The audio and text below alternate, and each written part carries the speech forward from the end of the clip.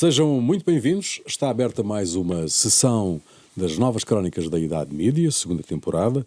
Eduardo Oliveira e Silva, Luís Marinho, Luís Marques e Rui Pego. Luís Marinho, hoje à distância. Vamos começar a nossa ronda rápida pelos média. Começo por ti, Luís Marques.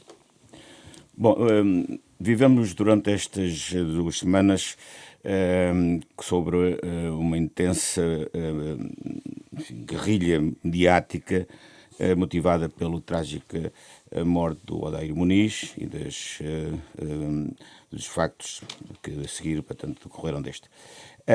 Houve aqui, como disse, dentro dos média e nos média, para além de uma grande cobertura, e boa em geral, já analisámos isso a semana passada, também depois de uma grande troca de opiniões. E eu só quero destacar uma boa e outra má. A boa, um artigo, uma crónica que eu recomendo no Expresso Online, de António Brito Guterres, que é um ativista, um assistente social e um especialista em urbanismo, e que faz uma crónica muito interessante sobre as condições de vida degradantes que são bastante desconhecidas do grande público, mas que são uma realidade preocupante e constrangedora na zona de Lisboa, na Grande Lisboa. Não apenas em Grande Lisboa, mas noutras zonas do país também. E que foram também reveladas em todo este processo. Depois, uma negativa, que foi a declaração do secretário de Estado do Turismo, o Pedro Machado, que é, aliás, da minha zona, diga-se de passagem, aí que teve uma frase que é a seguinte, que eu vou ler. Temos de ter a serenidade suficiente para perceber que a insegurança condiciona a percepção daqueles que queremos atrair.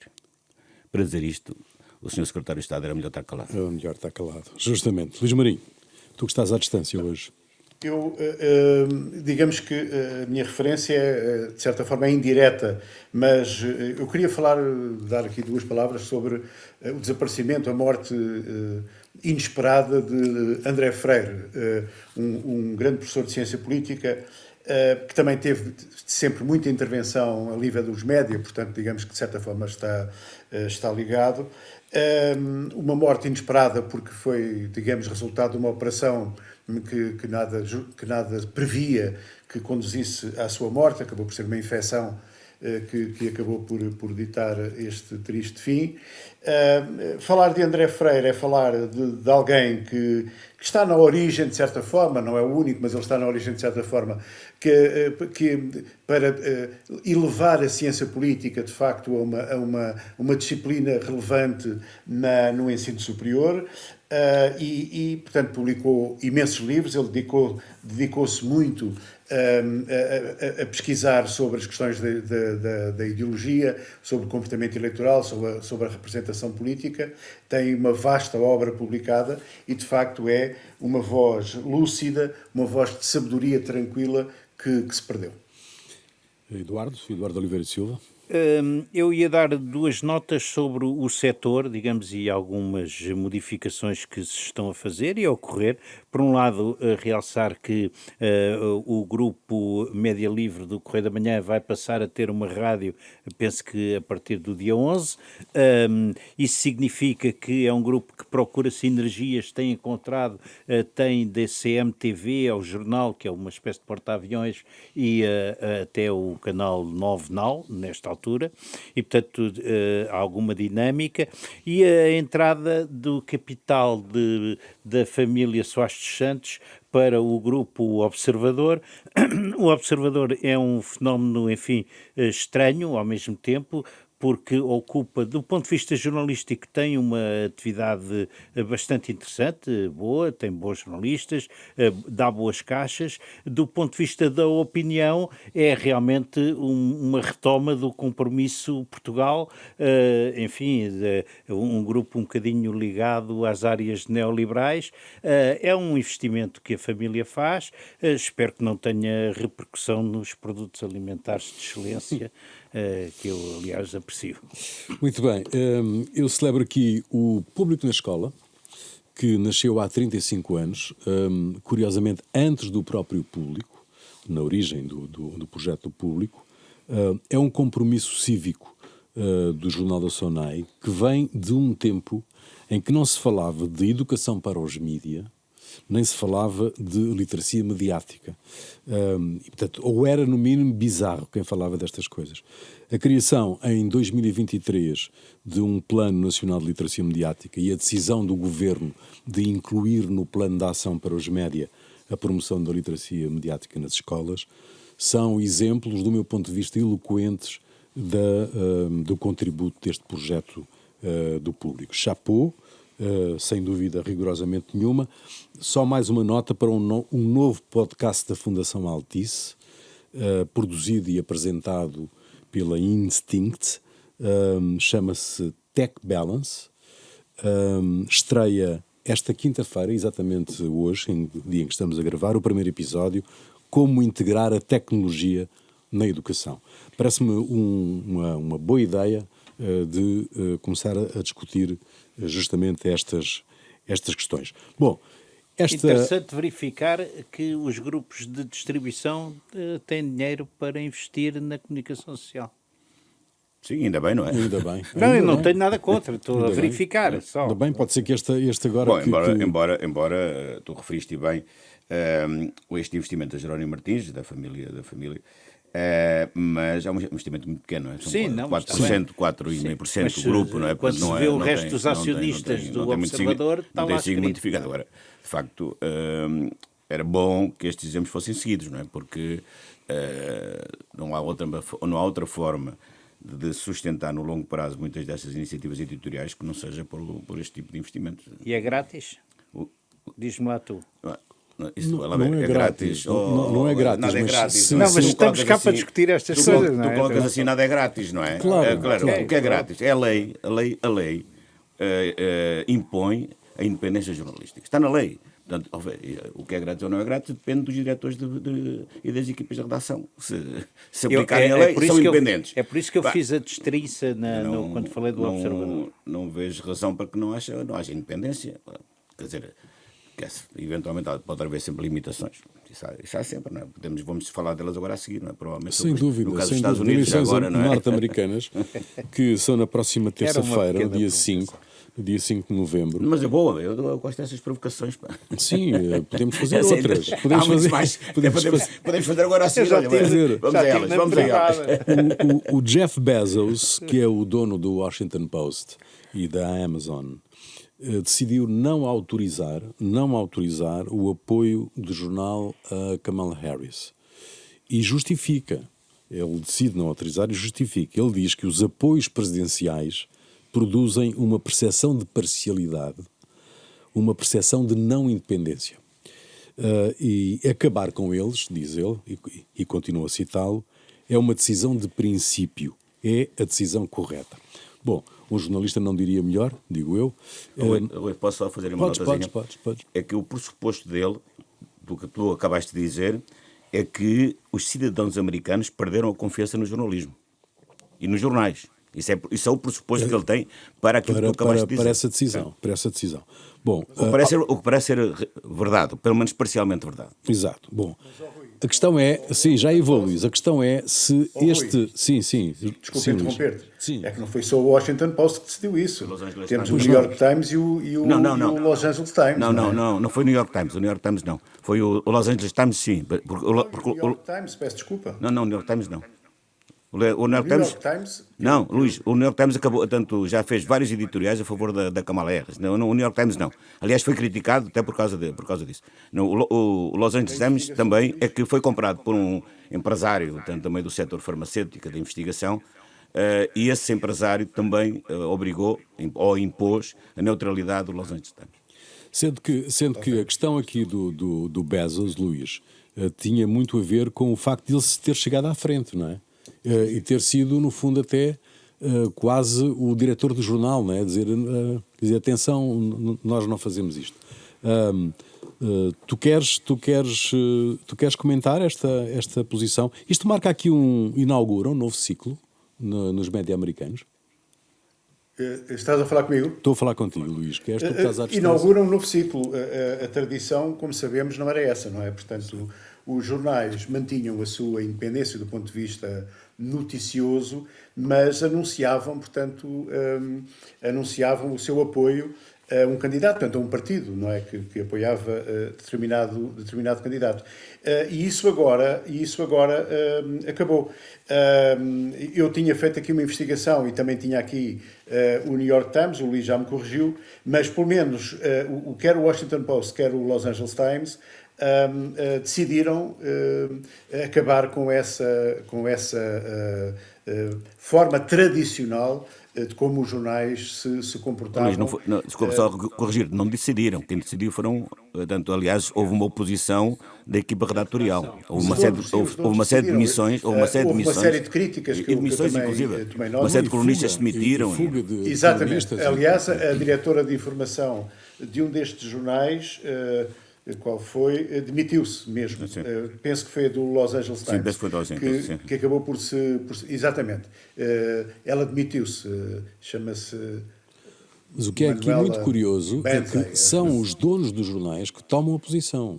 Não são as direções dos jornais. São os donos dos jornais. A crítica que é feita é exatamente como são indivíduos com muito dinheiro, portanto são milionários, não é?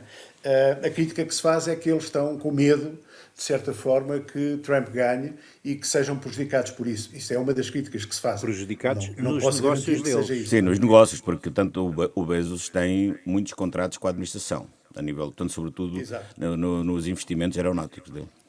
Exato. Mas curiosamente, o Elon Musk tem exatamente a posição contrária, não é? Que é dono do X e da SpaceX, né? Salvo erro, e dá $1 milhão ainda por cima para quem fizer o que ele quer, não é? Ele vale de facto alguma coisa em termos eleitorais, para começarmos a entrar na questão das eleições? Aparentemente vale. Mas eu gostava de ir um bocadinho atrás para discutirmos isto, porque esta tradição americana não é só americana. Portanto, há jornais na Europa que fazem o mesmo, não é? Portanto, que apoiam formalmente. E até em França, não é? França, de alguma maneira. Também menos descaradamente. Mas sim, mas há ali tanto apoio. A Espanha é muito claro também, mas não dizem. Em França é claro, não é? O país é de esquerda, o El Mundo, tanto é de direita, assumido, mais ou menos assumido. Os Estados Unidos têm essa tradição, tanto os jornais declararem, independentemente da independência editorial que têm, declaram o apoio formal. Em Portugal isso nunca aconteceu, e eu direi que, apesar de tudo, a tradição melhor, que mais salvaguarda, portanto, o jornalismo independente, é a neutralidade. Por isso continuo a pensar que é melhor. E há neutralidade? Não, Eduardo? não há. Se caracterizarmos os jornais portugueses, nós vimos perfeitamente que não há. Digamos que o mais neutral será o Expresso, não é? Remata um bocado para onde está virado. Mas o Público é um jornal de esquerda, é evidente que é da SONAI e tal, mas é um jornal à esquerda. Não é disso que eu estou a falar. É evidente tanto que há jornais mais à esquerda, mais à direita. Estou a dizer o apoio formal a um candidato. Não, eu sei. Essa neutralidade, a mim choca-me que haja um apoio claro. Perturba, não é? Também perturba. Porque é muito difícil, portanto, depois de convencer o eleitorado, ou tanto o eleitorado, no caso concreto, dos compradores de jornais, tanto que não haja ali, portanto, uma informação que seja relativamente inquinada. E o Jeff Bezos parte dessa premissa, é que o apoio a um candidato inquina a percepção que o público tem do jornal. E é bem capaz de ter razão. E pode ter alguma razão. E pode ter alguma razão. Luís Marinho, ele tem razão? Só aqui para retificar, de facto, para dar toda a razão aqui ao que o Luís Marques disse, e até há aqui um facto interessante relativamente ao New York Times, que obviamente apoiou, já decidiu o apoio a Kamala Harris. É que eles não apoiavam nenhum candidato há uma série de anos. Portanto, decidiram agora expressar o apoio à Kamala Harris. Portanto, foi exatamente o Luís que tinha razão. Mas, Luís, eu assino o New York Times e a campanha que eles fazem pela Kamala é impressionante. É impressionante. É até incomodativo como é que eles... Portanto, não há um artigo de opinião, não há uma nota editorial que não seja de apoio à Kamala Harris. Nem sequer há contraditório. Há um indivíduo que escreve, portanto, um Stephens, qualquer coisa, que escreve vagamente para o Trump, mas vagamente, O resto é uma bateria a favor para o Kamala. Até nas reportagens, isso se nota. E isso incomoda-me um bocado, de facto. Como é que vocês avaliam? Independentemente de, obviamente... mais lido nos Estados Unidos, não é? Desculpa. O New York Times continua a ser o jornal mais lido nos Estados Unidos, não é? Sim. Como é que vocês avaliam, para retomarmos aquela questão da há bocado do Elon Musk, como é que vocês avaliam o comportamento de um empresário inovador, muito rico, com capacidade de fazer acontecer, que é uma expressão que eu odeio, mas que agora deu jeito. Como é que vocês avaliam este posicionamento dele a fazer de palhaço nos comícios do Sr. Trump? Está bem no ambiente, não é? Ou seja, mas realmente eu acho que há ali as pessoas quando atingem, agora estou eu, enfim, a tentar racionalizar sobre aquele comportamento. Quando uma pessoa atinge o estatuto e a dimensão, digamos, planetária em termos de dinheiro que ele tem, o passo que ele pode dar já não é mais dinheiro, não é? E, portanto, quer a influência política. Como o Trump, agora digo eu, para dizer tudo como aos malucos, quem é que nos diz que ele não está a pensar, a seguir ao Trump, candidatar-se à presidência da República Americana? Eu não sei se ele cumpre com as premissas. Ele tem origem sul-africana. Ele é sul-africano. Mas nasceu na África do Sul? Nasceu na África do Sul. Então está excluído. Pronto. Ele só é americano desde os 18 anos, então talvez. Pronto, então está fora. Bom, mas no caso do Musk, para além das excessiva exposição mediática de que ele gosta, não é? Aparentemente, claramente ele gosta disso, e de algumas das excentricidades dele, que também são uma característica da personalidade do senhor. Há aqui algum, quer dizer, o gato escondido com o rabo de fora. Quer dizer, grande parte da atividade dele depende dos apoios dos contratos que tem com o Estado. São mais de 100, não é? De maneira que, no caso dele, portanto, nem há aqui nada a esconder. Agora, o risco que ele está a correr, que é um risco grande, é o Trump perder. E se ele perder, portanto, provavelmente grande parte dos negócios dele, portanto, podem levar um rombo relativamente grande. Embora, digamos que a principal atividade que ele tem é parte no setor automóvel, não terá muito afetada. Agora, na parte dos contratos que ele tem, tanto da parte aeronáutica, aí sim, aí pode vir a ser. Luís Marinho, como é que tu olhas para este final de campanha com insultos quase diários, designadamente para aquela ideia peregrina daquele humorista no Madison Square Garden, que depois, de resto, o Biden veio reverter, não é? Imediatamente. Como grande habilidade, aliás. Exatamente. Com grande sentido de oportunidade. Com um sentido de oportunidade extraordinário. Veio salvar a face, no fundo, do Partido Republicano. Como é que tu olhas para este conjunto de disparates que nós temos? Faz parte, quer dizer, nós estamos a assistir a uma campanha que se vai decidir ao milímetro, não é? Portanto, digamos, vai-se decidir por meia dúzia de votos, meia dúzia, obviamente, força de expressão.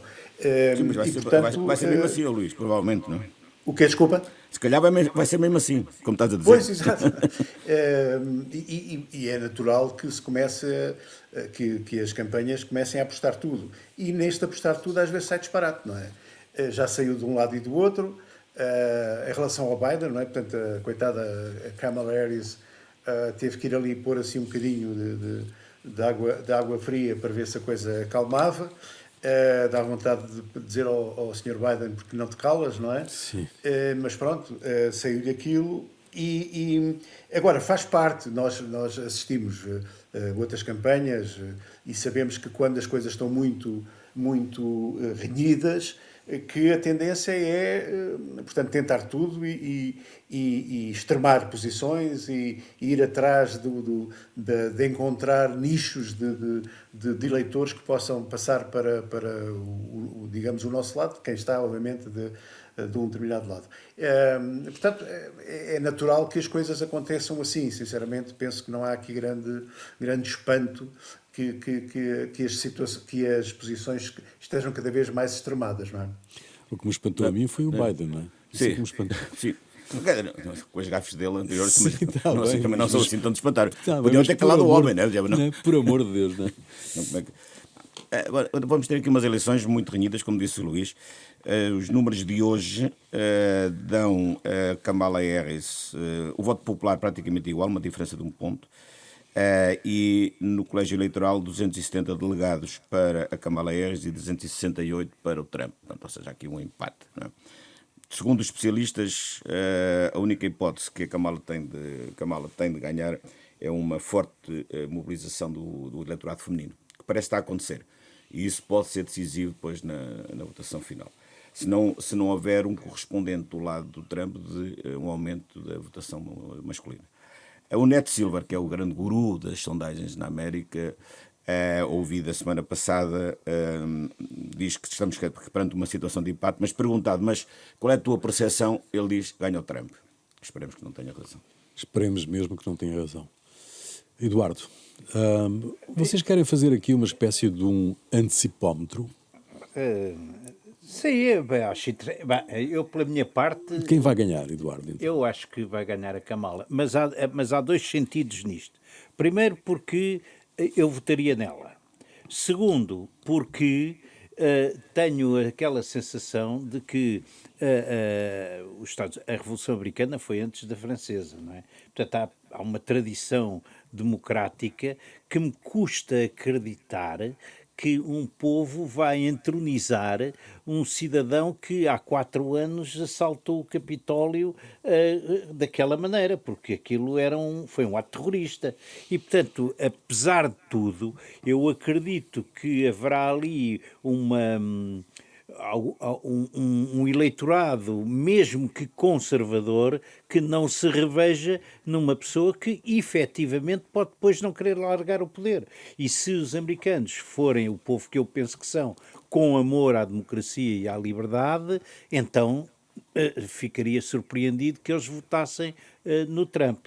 Dito isto, enfim, visto aqui da buraca, enfim, é um bocado complicado, mas a minha ideia é essa. Acredito que a Kamala ganha. Luís Marinho, quem ganha? Trump ou Olha, Kamala? eu, por acaso, não estou de acordo com o nosso Silva, estou mais de acordo com o Silva norte-americano. Porque epá, obviamente eu votaria na Kamala se fosse norte-americano, mas acho que o Trump vai ganhar. Bom, eu também votaria na Kamala, como é óbvio. Agora, quem é que vai ganhar? É difícil. Vendo a tendência, o Trump tem tudo para ganhar, porque está apenas no voto popular, está apenas a 1 ponto de diferença, e nas últimas eleições a que concorreu e ganhou, chegou a esta altura, estava para aí com 6 ou 7 pontos de diferença da Hillary Clinton. Não? Agora está só com 1 ponto de diferença. Mas isso não quer dizer nada, porque não é assim que as eleições se decidem nos Estados Unidos. É difícil dizer, mas temo que o Ned Silver tenha razão e que o Trump venha a ganhar. Sim, é a minha Mas opinião também. Infelizmente para a Europa e para o mundo, o Trump vai ganhar as eleições. Pode acontecer. Eu Mas espero que votaria, não. obviamente, na Kamala Harris, porque há aqui esta eleição é decisiva, no caso dos Estados Unidos, para a manutenção do Estado de Direito. Ou pode ser decisiva para a manutenção do Estado de Direito. Respondendo à tua pergunta, Rui, há aqui um problema que é, quer dizer, se fosse só ele a ganhar as eleições, enfim, há uns pesos e contrapesos, né, como sabemos, checks and balance. O problema é que ele pode ganhar a presidência, os republicanos podem ganhar o Congresso e podem ganhar o Senado, sendo que ele já controla o Supremo Tribunal. E aqui há uma concentração de poder que essa sim pode ser preocupante, porque deixa de haver os balanços, não é? Deixa de haver os contrapesos. Enfim, eu acredito na democracia americana, apesar de tudo, porque a democracia americana é mais complexa, portanto, os Estados têm muita força, têm muito poder, é um Estado federal, não é um Estado unitário. Enfim, acredito que a democracia americana vai resistir a este impacto, o impacto de uma vitória do Trump, mas que vai sofrer e que o mundo vai sofrer e que vai haver aqui um aumento do populismo e da extrema-direita e dos movimentos radicais. Isso vai haver, isso não há dúvida nenhuma. O problema do Trump é que ele também gera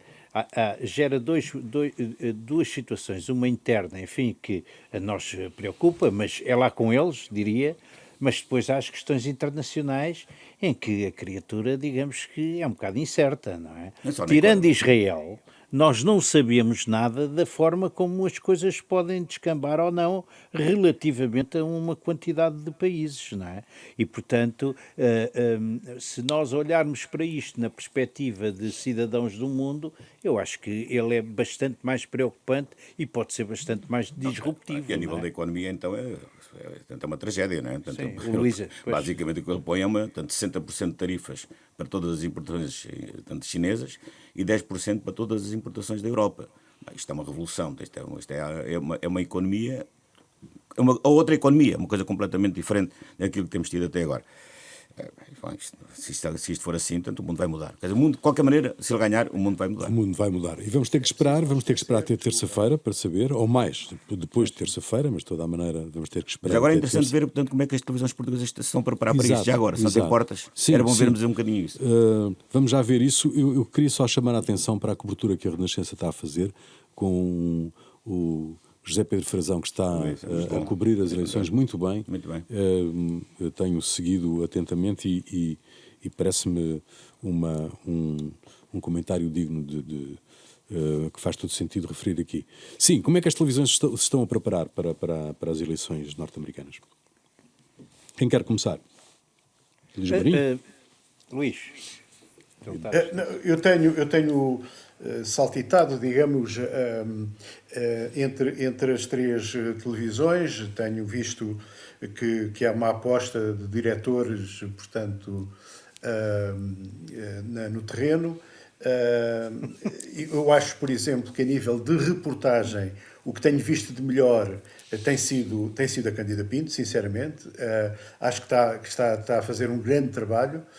Aliás, nem sequer me espanta muito, porque ela é de facto uma enorme repórter. No caso do Ricardo Costa, por exemplo, é sempre a tendência muito mais para o comentário do que propriamente para a reportagem. E a nível da TVI, enfim, não vejo ali nada de grande realce. Agora, há uma aposta forte e bem nas eleições norte-americanas, porque de facto o mundo está em suspenso, de certa forma.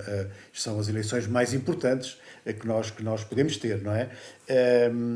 E as televisões, eu espero que agora que é natural que haja até um incremento, digamos, de tempo nos diversos jornais sobre as eleições norte-americanas e, portanto, vamos ver. Penso que vamos ter uma boa cobertura, sem dúvida.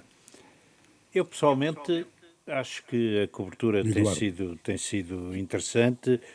Concordo genericamente com o que disse o Luís Marinho. Eu confesso que diria que faz-me falta mais Costa Ribas, não é? Porque é uma pessoa Ele tem estado bastante antena agora. Sim, mas nos últimos dias, mas houve ali um certo apagamento e eu acho que ele é uma pessoa muito explicativa sobre o sistema americano. Gostei do Mário Crespo? Tenho, pois fico muito esclarecido. O Costa Ribas tem essa grande vantagem que é explicativa. Aliás, houve umas belas tentativas de nos explicarem, até nas outras televisões e nas rádios, a diferença que existe e tem sido de algum modo pedagógico nesse sentido para nós percebermos. Portanto, não me parece que tenha sido má a cobertura. Até agora sim, os comentários em geral bem.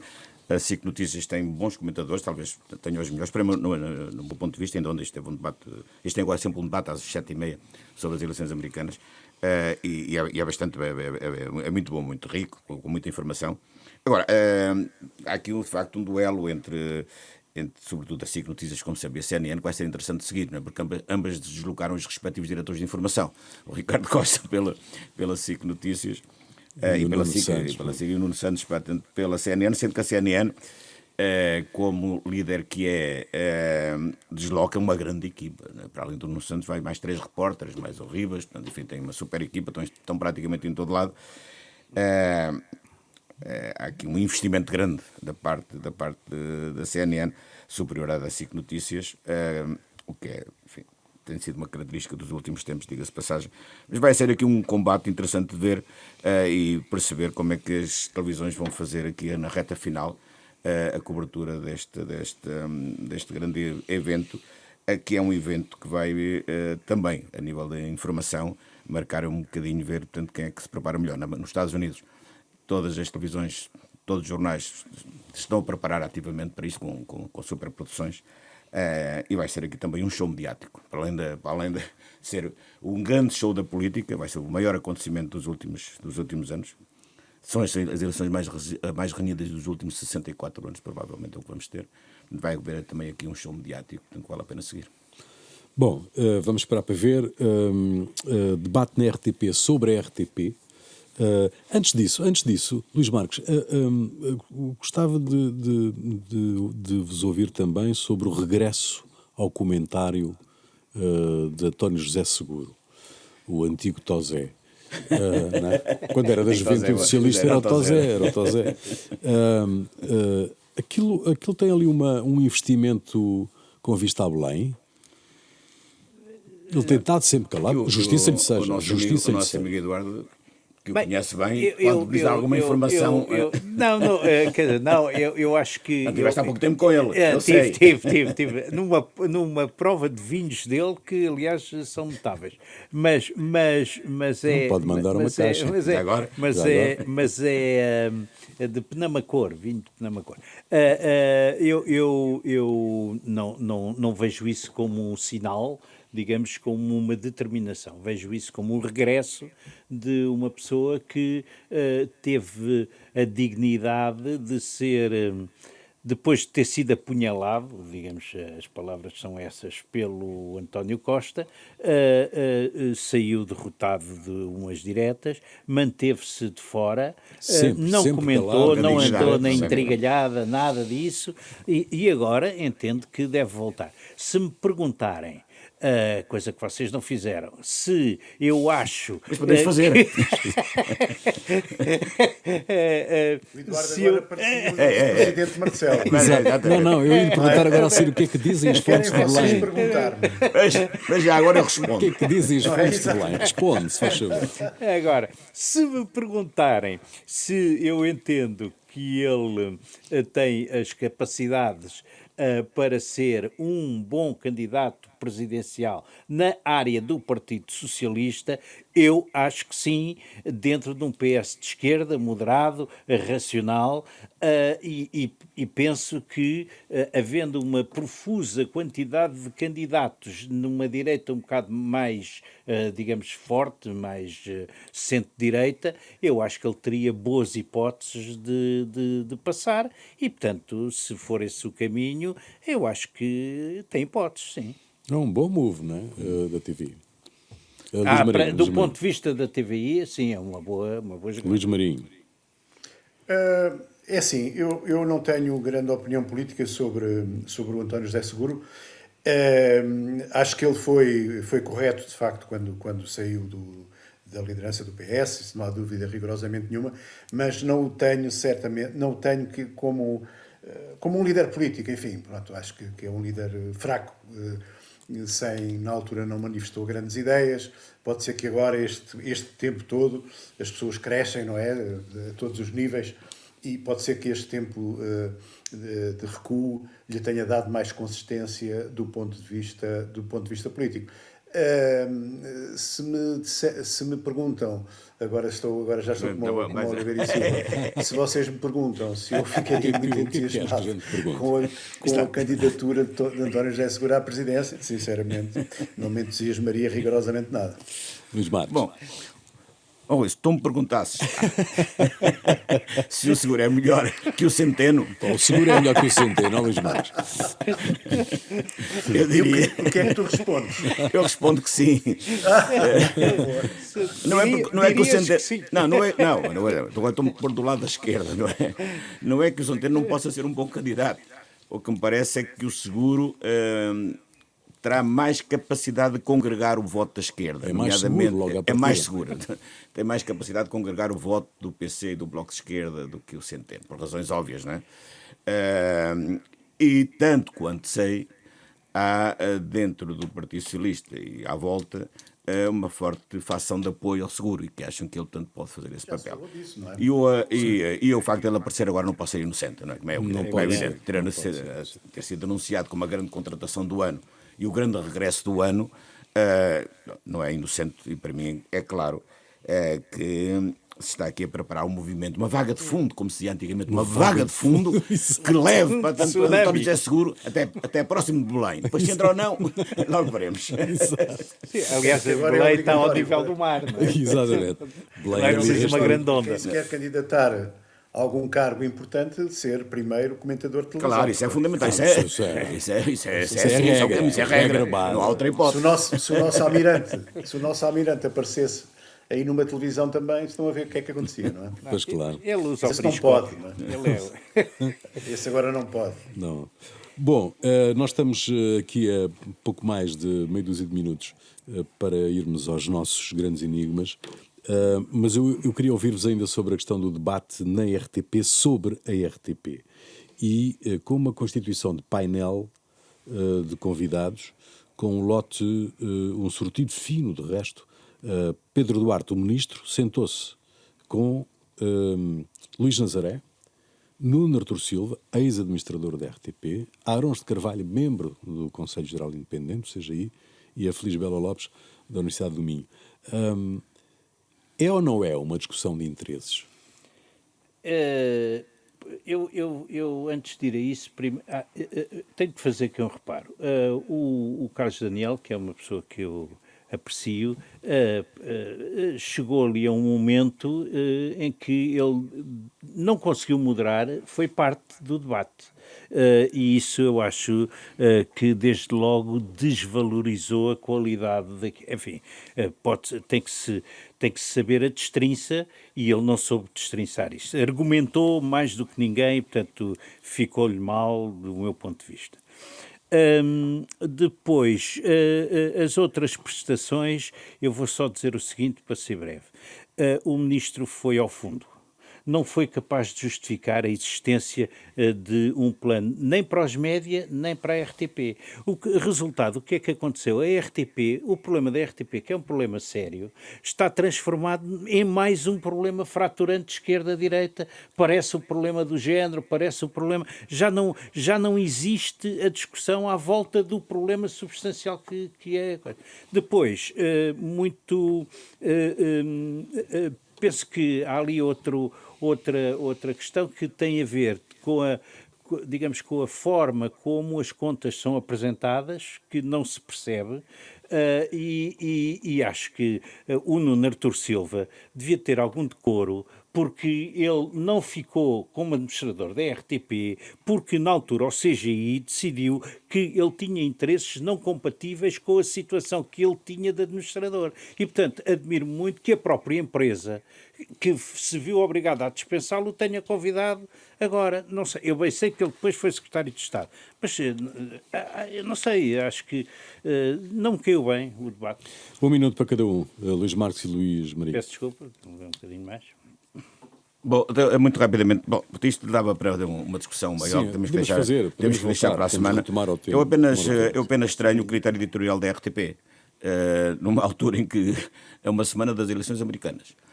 Perante a situação que tivemos a semana passada, portanto, e nas últimas 2 semanas, com a morte do Odair Muniz e a violência que ocorreu nos 5 dias posteriores, estar a discutir um tema umbiguista, não fica bem à RTP. Luís Marinho. Além das outras coisas, depois ficamos para a semana. Estou muito de acordo com aquilo que o Eduardo disse, mas não, temos pouco tempo. Sim, lá voltaremos. Luís Marinho. Olha, eu muito rapidamente digo que aquele painel era uma espécie de molho de brócolos, do qual retiro a Feliz Bela Lopes, e aquelas espécies de grupos de trabalho, não é? Que já foram 150 vezes inventados e que não decidem nem resolvem nada. Em relação a algumas das pessoas que estiveram e que participaram, acho que só faltou o ministro Maduro para aquilo de facto ser mesmo uma coisa daquelas de grande relevo. Sim, e de uma discussão em círculo, não é? Uma discussão circular. Muito bem, já a seguir, os grandes enigmas e outras histórias. Os grandes enigmas e outras histórias, quem quer começar? Eduardo Oliveira e Silva. Eu aproveito e interrogo-me. Há notícias de que a Procuradoria-Geral da República quer recolher as impressões digitais que existiam ou que existem nos famosos envelopes do Vítor Scária. Ele já disse que o dinheiro que lá estava que era dele. E, portanto, assumiu. Parece que até pagou os impostos. E eu pergunto, mas andam à procura das impressões digitais de quem? Hã? Da senhora que faz a limpeza ou será de outra pessoa? Bem, eu, já agora, a propósito disso, noto que uma notícia de ontem, ou de hoje quinta-feira, revela ao povo português que no processo influencer, a participação do antigo primeiro-ministro António Costa ainda não está fechada. Sim, continua em aberto. O PGR disse isso, exatamente. Bom, Luís Marinho. Bem, eu queria só... vou começar por uma história pequenina para dizer o meu enigma. Em julho de 1968, houve uma greve dos cobradores de bilhetes dos autocarros. Lembram-se, 1968, a coisa não era fácil para fazer greves, mas eles conseguiram, apesar de alguma repressão, como era óbvio e típico daquela época. O que é que eles fizeram? Esqueceram-se da mala, isto é, havia aquela mala que eles traziam para recolher o dinheiro dos bilhetes, mas o que é certo é que andaram nos autocarros e as pessoas viajaram de borla naquele dia, não é? O que é certo é que aquela luta lhes deu um aumento de 20 escudos. Agora eu pergunto, regressando ao nosso tempo, houve uma greve na CP de bilheteiras e de revisores. O que é certo é que uma boa parte dos comboios não circularam por causa disso, nomeadamente os comboios regionais. Eu pergunto, não seria mais lógico e mais normal que... Não estou a falar das bilheteiras porque estão fechadas, paciência. Mas a questão dos revisores, que implica sempre as chamadas questões de segurança, e é por isso que muitos comboios não circularam, se eles não podiam estar dentro do comboio e deixar as pessoas entrar e viajar de borla, até porque uma boa parte delas já pagou o seu dinheiro nos passes. Muito bem, o meu enigma é a natureza humana, que não para de me surpreender, são mistérios. Elon Musk oferece $1 milhão a quem votar no que ele quer. E porquê é que quer? Sabe-se, não é? Tem mais de 100 contratos com a administração norte-americana. A questão é, o que é que leva uma pessoa inteligente, inovadora, muito rica, a prestar-se a papel de palhaço nos comícios do Sr. Trump? E Trump candidata-se à Casa Branca a vender relógios pelo caminho. Relógios horríveis, de resto. Se vocês viram as imagens, são de um absoluto mau gosto. Bom, o que é que venderá ele sentado na sala oval? Bom, um rapaz de 24 anos foi à internet aprender como se mata uma pessoa. Matou o amigo com crueldade sem tamanho, limpou o apartamento de todos os vestígios, depois chamou um TVDE para o levar à Foz do Sousa para se desembaraçar do embrulho. O motorista levou, admito, também levou o falecido, a notícia do CM que me inspira neste detalhe não é esclarecedora, levou a uma esquadra de polícia em Gaia. Há alguma coisa mais surpreendente do que a natureza humana? Luís Marques. Bom, não tenho propriamente um enigma, tenho apenas um elogio e uma homenagem ao Vítor Ramalho, ao nosso amigo Vítor Ramalho, que deixa esta semana a presidência da UCLA, que é a União das Capitais da Língua Portuguesa, Cidades Capital da Língua Portuguesa. Ele fez um trabalho notável e termino com o enigma. Como é que é possível que esse trabalho e essa relevância, portanto, desta instituição não seja reconhecida pelos poderes públicos, portanto, porque passa demasiado discreta para aquilo que devia ser. Ele será substituído também pelo Luís Campos Ferreira, a quem desejo os maiores sucessos, porque é uma pessoa também com competências para prolongar. Mas aqui fica para já uma grande homenagem ao Vítor Ramalho. Uma figura sem que dúvida realmente nenhuma, merece, sem dúvida nenhuma, subscrita por mim completamente. Bom, termina aqui mais uma sessão de As Novas Crónicas da Idade Mídia, um programa de Eduardo Oliveira Silva, Luís Marinho, Luís Marques e Rui Pego, produção de Marina Duarte, desenho sonoro de António Fialho, cuidado técnico de Beatriz Garcia, imagem de Ricardo Fortunato, Novas Crónicas da Idade Mídia, segunda temporada, ao domingo, ao meio-dia, sempre que quiser, ao alcance de um clique. Até para a semana.